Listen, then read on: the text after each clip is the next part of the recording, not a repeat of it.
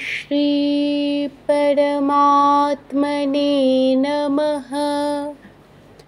अथो श्रीमद्भगवद्गीता तृतीयोऽध्यायः कर्मयोगः। अर्जुन उवाच ज्ञायसि चेत् कर्मणस्ते मता बुद्धिर्जनार्दन तत् किं कर्मणि घोरे मां नियोजयसि केशव। व्यामिश्रेणेव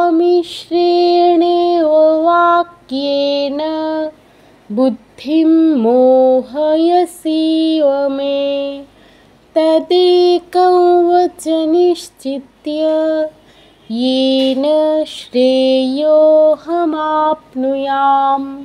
श्रीभगवानुवाच लोकेऽस्मिन् द्विविधा निष्ठा पुरा प्रोक्ता मया नघ।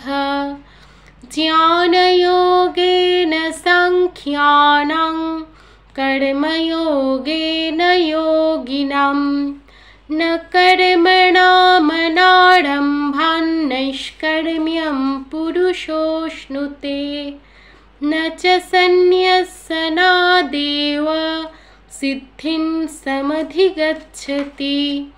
न हि कश्चित् क्षणमपि जातु तिष्ठत्य कर्मकृत् कार्यते ह्यवशः कर्म सर्वः प्रकृतिजैर्गुणैः। कर्मेन्द्रियाणि संयम्य य आस्ते मनसा स्मरन् इन्द्रियार्थान् विमूढात्मा मिथ्याचारः स उच्यते। यस्त्विन्द्रियाणि मनसा नियम्यारभतेऽर्जुन कर्मेन्द्रियैः कर्मयोगमसक्तः स विशिष्यते। नियतं कुरु कर्म त्वं कर्म ज्यायो ह्यकर्मणः शरीरयात्रापि च ते न प्रसिद्ध्येद कर्मणः। यज्ञार्थात् कर्मणोऽन्यत्र लोकोऽयं कर्मबन्धनः। तदर्थं कर्म कौन्तेय मुक्तसङ्गः समाचर। सह यज्ञाः प्रजा सृष्ट्वा पुरोवाच प्रजापतिः अनेन प्रसविष्यध्वमेषवोत्तिष्ठ कामधुक्। देवान् भावयतानेन ते देवा भावयन्तु वः परस्परं भावयन्तः श्रेयः परमवाप्स्यथ। इष्टान् भोगान् हि वो देवा दास्यन्ते यज्ञभाविताः तैर्दत्तान् प्रदायैभ्यो यो भुङ्क्तेस्तेन एव सः। यज्ञशिष्टाशिनः सन्तो मुच्यन्ते सर्वकिल्बिषैः भुञ्जते ते त्वघं पापा ये पचन्त्यात्मकारणात्। अन्नाद् भवन्ति भूतानि पर्जन्यादन्नसम्भवः। यज्ञाद् भवति पर्जन्यो यज्ञः कर्मसमुद्भवः। कर्म ब्रह्मोद्भवं विद्धि ब्रह्माक्षरसमुद्भवम्। तस्मात् सर्वगतं ब्रह्म नित्यं यज्ञे प्रतिष्ठितम्। एवं प्रवर्तितं चक्रं नानुवर्तयति हयः। अघायुरिन्द्रियारामो मोघं पार्थ स जीवति यस्त्वात्मरतिरेव स्यादात्मतृप्तश्च मानवः आत्मन्येव च सन्तुष्टस्तस्य कार्यं न विद्यते नैव तस्य कृतेनार्थो न कृतेनेह कश्चन न चास्य सर्वभूतेषु कश्चिदर्थव्यपाश्रयः तस्मादसक्तः सततं कार्यं कर्म समाचर असक्तो ह्याचरन् कर्म परमाप्नोति पुरुषः कर्मणैव हि संसिद्धिमास्थिता जनकादयः लोकसङ्ग्रहमेवापि सम्पश्यन् कर्तुमर्हसि यदि यदाचरति श्रेष्ठस्तत्तदेवेतरो जनः स यत्प्रमाणं कुरुते लोकस्तदनुवर्तते न मे पार्थास्ति कर्तव्यं त्रिषु लोकेषु किञ्चन नानवाप्तमवाप्तव्यौ वर्त एव च कर्मणि यदि ह्यहन्न वर्तेयं जातु कर्मण्यतन्द्रितः मम वर्त्मानुवर्तन्ते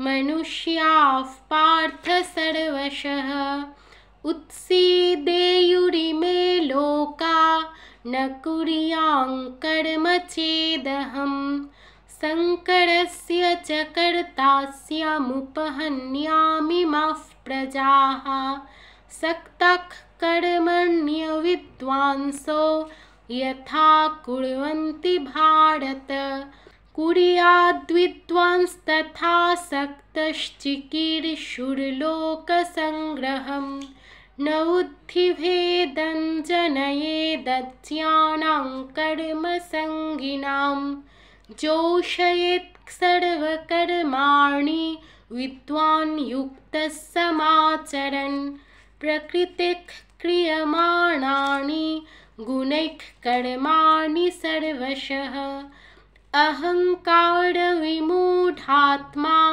कर्ताहमिति मन्यते तत्त्ववित्तु महाबाहो गुणकर्मविभागयोः गुणागुणेषु वर्तन्त इति मत्वा न सज्जते प्रकृतेर्गुणसम्मूढाः सज्जन्ते गुणकर्मसु तान् कृत्स्नविदो मन्दान् कृत्स्नविन्न विचालयेत् मयि सर्वाणि कर्माणि सन्न्यस्याध्यात्मचेतसा निराशीर्निर्ममो भूत्वा युध्यस्व विगतज्वरः ये मे मतमिदं नित्यमनुतिष्ठन्ति मानवाः श्रद्धावन्तो न सूयन्तो मुच्यन्ते तेऽपि कर्मभिः ये त्वेतदभ्यसूयन्तो नानुतिष्ठन्ति मे मतं सर्वज्ञानविमूढांस्तान् विद्धि नष्टान् चेतसः सदृशं चेष्टते स्वस्याः प्रकृते ज्ञानवानपि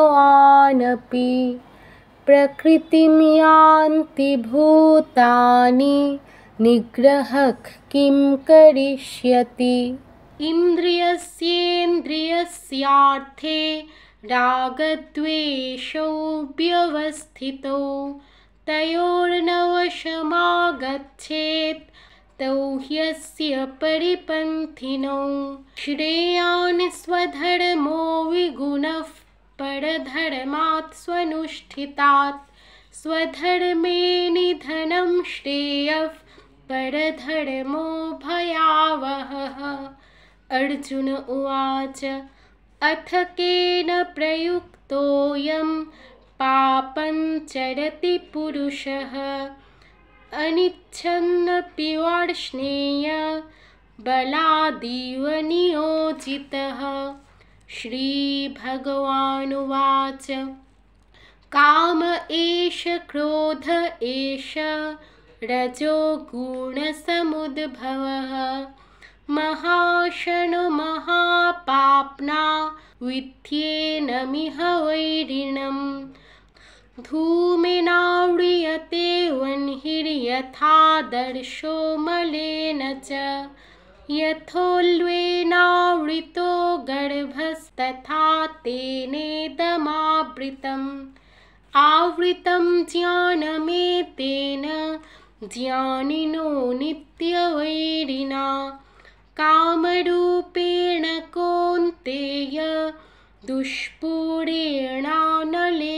च इन्द्रियाणि मनोबुद्धिः अस्याधिष्ठानमुच्यते एतद्विमोहयत्येष ज्ञानमावृत्य देहिनम् तस्मात् त्वमिन्द्रियाण्यादौ नियम्य भरतर्षभ पाप्नानं प्रजह्येनं ज्ञानविज्ञाननाशनम् इन्द्रियाणि पराण्याहुरिन्द्रियेभ्यः परं मनः मनसस्तु परा बुद्धिर्यो बुद्धेः परतस्तु सः एवं बुद्धिः परं बुद्ध्वा संस्तभ्यात्मानमात्मना जहि शत्रुं महाबाहो कामरूपं दुरासदम् इति श्रीमहाभारते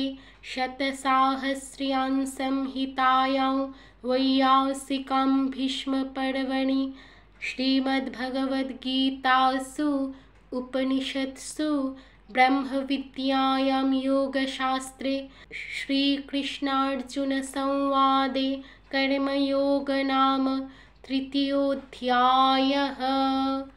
ॐ शान्ति शान्ति शान्तिः। हरिः ॐ तत्सत्।